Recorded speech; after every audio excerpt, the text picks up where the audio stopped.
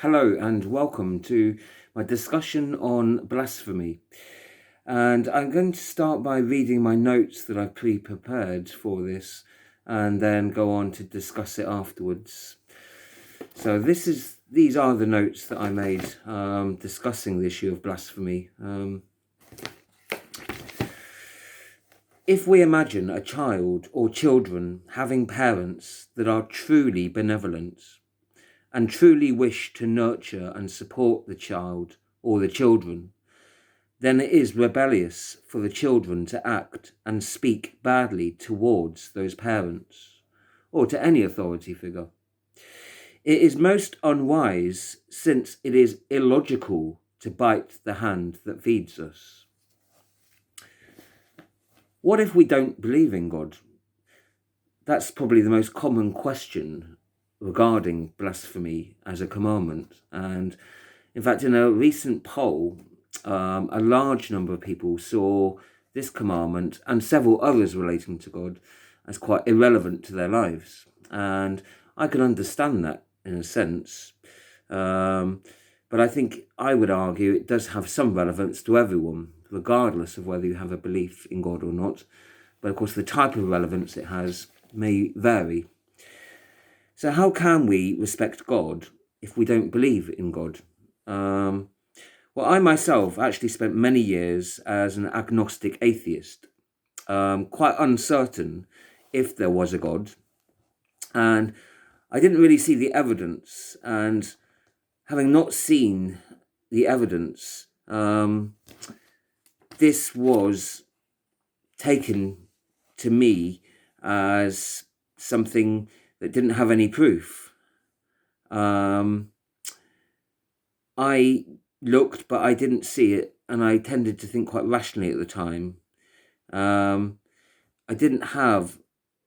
probably hadn't taken the time to look into it enough, if I'm honest, looking back on it in hindsight. But what is evidence? I would say the evidence is life experience, which is the most important evidence. After all, what else do we have but our own life experiences? That's the most direct form of evidence. Of course, there's other people's accounts. That may be honest or not. And of course, in our own remembrance of our own life experience, we may be able to be honest and sometimes not. And sometimes we may struggle to remember what our experiences are. And I think I'll do without those glasses. Yet living so long, we will tend to accumulate a vast number of experiences, perhaps good and bad ones. It can be difficult to seek or find a balanced, objective view.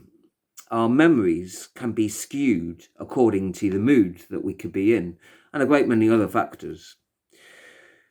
So we need to be careful about what it is that our life experiences are, and whether we have edited and chosen select ones according to how we're feeling. So before we look at the evidence, we need to consider what is evidence. And what I came to see as rejecting personally ideas about God rather than God itself. So of course, there's both God, but there's actually ideas about God. And that's true, of course, with all things. There's people and people that we know, but there's ideas about people. And ideas about people, whether it's ourselves, other people, friends, family, celebrities, strangers, ideas can be right, they can be wrong. We can get someone very wrong. We could think the worst of someone or the best of someone, and we can get them wrong. And I would say this can be the case with God, personally. But I'll come on to that. As a point of fact, though, if God is transcendental, like a parent is to a child or a teacher is to a student, then by that very definition, we cannot entirely know what God is, if, that is, we accept the transcendental definition of God. That would be as much as saying a child who's very young understands why their parents discipline them in a certain way, or why they encourage them to do some things and discourage other things. Because at a very young age, they may not know what's dangerous or what's helpful for them. Such is the relationship a young student to a teacher, equally.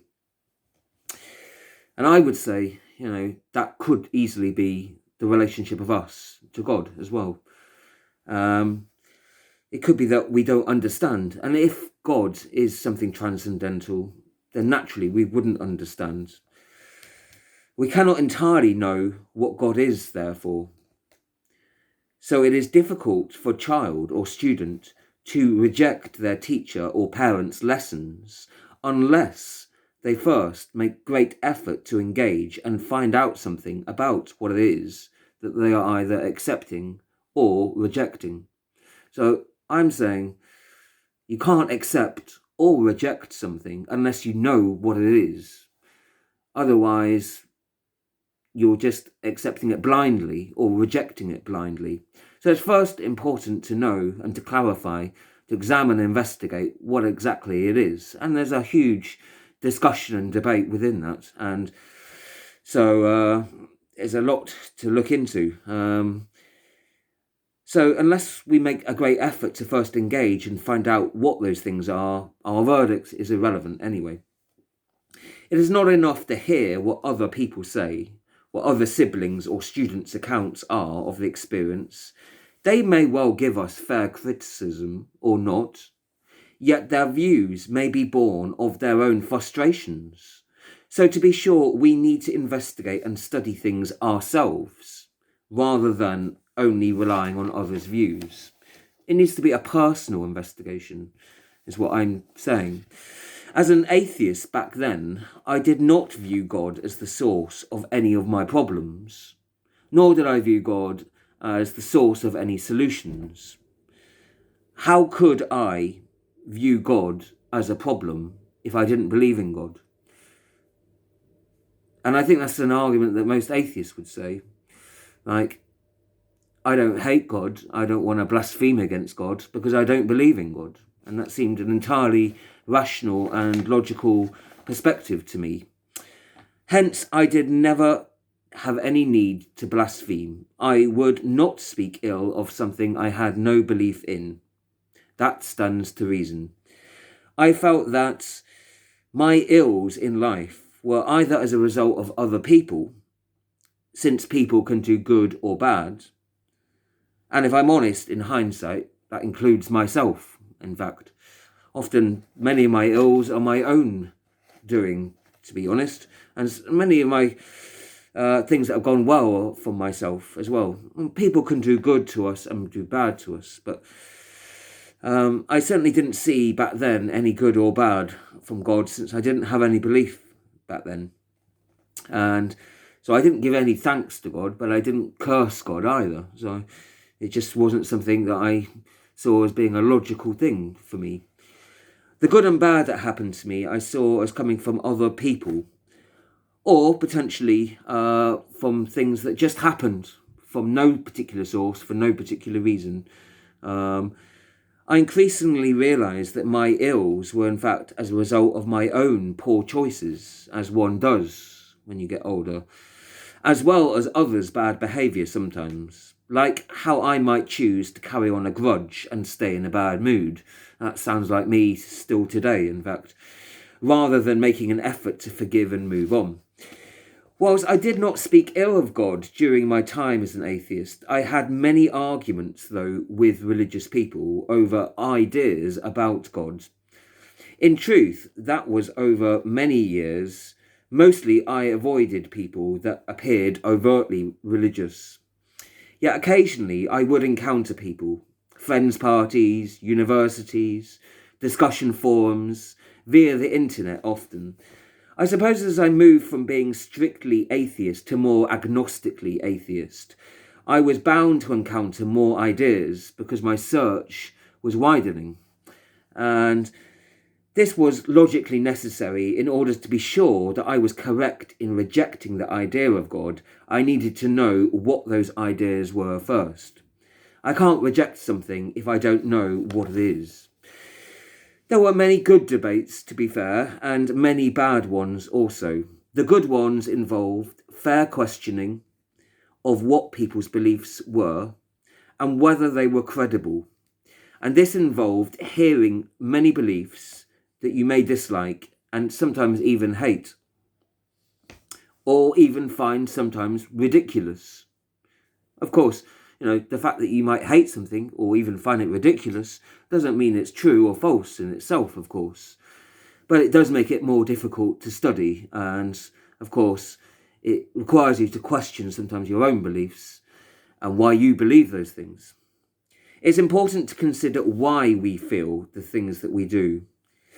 The bad debates were not properly chaired. They involved exchanges of personal insults, sometimes mockery of people's beliefs, and often people were not listening to each other's views. And there was often also the avoidance of questions. And often, of course, what was quite frustrating, people just simply repeating what seemed like mantras almost, or just slogans, trying to overwhelm opponents with ridiculously long monologues, or giving too short and oversimplified answers. Another frustration. I almost wished I had been taught how to engage critically in more constructive debate. Because I was guilty of all these things equally, and to begin with, and I hope I progressed somewhat during the course.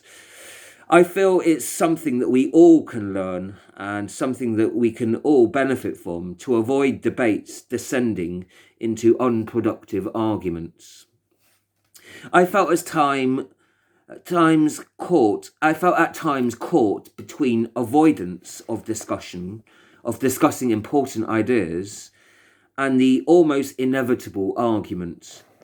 Yet on occasion, it was possible to discern a range of theological beliefs. This was possible only when we respected each other, despite sometimes vastly different beliefs. Respecting people's right to hold different views by no means that we agree to them. But if we don't allow someone to properly express what their views are, we cannot really engage in a meaningful discussion. We must be open to questions ourselves if we are willing to question other people. We might find this testing awkward, where our own assumptions must be tested.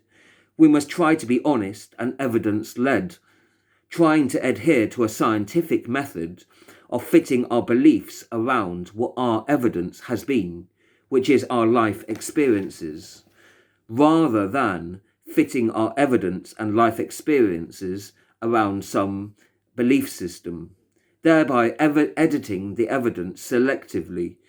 We must also try and be humble enough to realise that we ourselves may not know everything, and I would say necessarily don't. We may be holding on to long-held beliefs that might turn out to be wrong, in fact. Indeed, none of us know all the answers.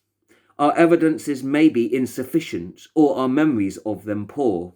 That doesn't mean thereby that we know nothing, of course, just that there are some limitations to our knowledge. It would be just as wrong to say we know nothing as we know everything.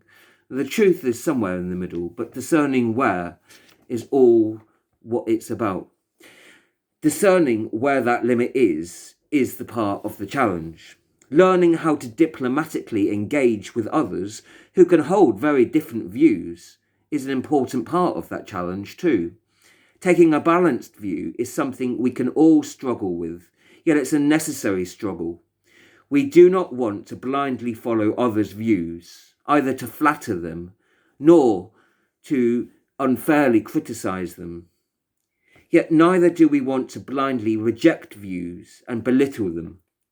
Many ideas, especially theological, can have an emotional impact to us, and so it can be quite a difficult thing for us to argue and remain objective and calm about. It can be difficult to fully comprehend sometimes because they can be complex issues. So it's hard for us to remain critical and to remain studious. we must try to use as clear and concise language as possible without doing disservice to the integrity of the ideas to themselves. Part of respecting the Creator, I believe, is actually respecting the creation. And a big part of creation, an important part, is other humans who have, I believe, a special part to play in creation. We can't say that we respect God and then totally be an act disrespectful to other people. So by respecting others, I mean being honest, not paying lip service or flattery, nor insulting them in mockery. This may be hard when we find that those that believe in things that really offend us. Yet we must strive to play the ball rather than play the player. Tackling the subject matter, we must also try and bear witness, giving testimony about our own life experiences, which can be difficult, to justify our beliefs. But that, of course, comes with a risk of vulnerability. In academic circles, we're often taught that we must strive to be objective, to remove our subjective thoughts on a matter. Yet when we're dealing with a subject like faith and giving an account of why we have that belief, we necessarily must share our own personal experience. Of course, we have not experienced life in total isolation. We're not objects. We have emotions and they have some relevance to why we believe certain things. But we must be careful not to become overwhelmed by the emotions and not driven purely by them, whether they be joy or anger, or sadness even, or even confusion. So we must look to find a balance with emotions, of using them and reflecting on them where necessary. They're not being overwhelmed by them. We must consider our recollections in contrast to others' views. We must consider others' views, though we need not be conformed by them. I personally have felt there is a presence of something beyond my understanding that has blessed me with grace countless times, and I would say has produced so many an overwhelming number of sheer coincidences that are unexplainable to me, things that really are beyond my understanding, and such a vast number, I can't even recall all the instances, only the feelings of them. But I do recall that there were so many occasions, and this has happened for so much time over the years, and I've found other people that have experienced similar feelings. Just things, although my life has had its trials, as we all do, I've experienced many unexpected gifts and things revealed that I could only once have imagined and would have once found ridiculous, in fact. So much so that I can only conclude from my own experiences, what I remember of them, that there certainly is some power, something beyond my full understanding. I could give a catalogue of examples of incredible things that have happened, the things that I can remember. Yet they are too numerous, and I'm only sorry I often take things too much for granted and have a tendency to forget so many past blessings. And I don't know why. That's not to say that they haven't also been hardships sometimes along the way, but too often I wasn't appreciative of the good things that I've had. And I'll just give one example. I travelled at one point without money alone for a month and always found food or shelter. Perhaps I slept a few rough nights, but I always survived and appreciated the other nights that I found shelter. When times are hard, it's tempting to lose faith, but that should make us question what it is we have faith in. I've come to view God as some transcendental figure, analogous to a teacher-student or parent-child relationship.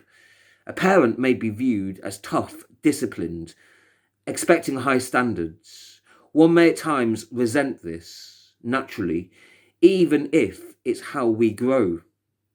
Even fair discipline, of course, is often resented, especially when you're a younger age as a child. It's something that helps us grow. Yet a parent is also nurturing and forgiving if a child asks for forgiveness. The ways of a good parent are a mystery to a young child, sometimes at least. Just as a student may not know or fully understand their teacher's methods when we fail an exam, haven't studied enough, or lacked concentration, got distracted by the other students, or feel the homework is too challenging, then we may resent it in not seeing our own and our other students' faults.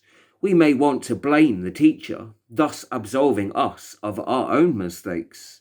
Of course, human teachers and parents do make mistakes, and we are as humans all capable of good and bad.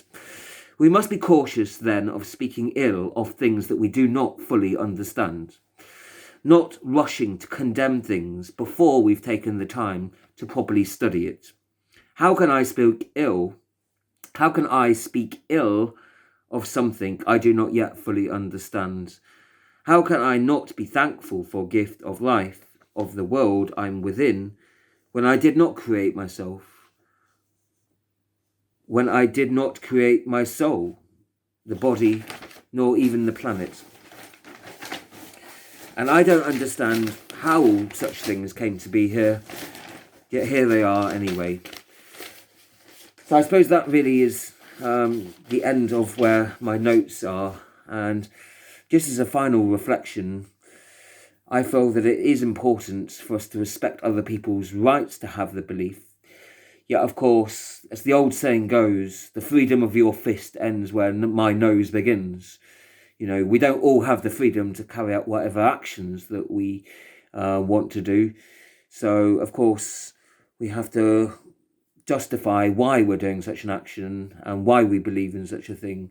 And of course, you can't really separate your actions from your belief in a way.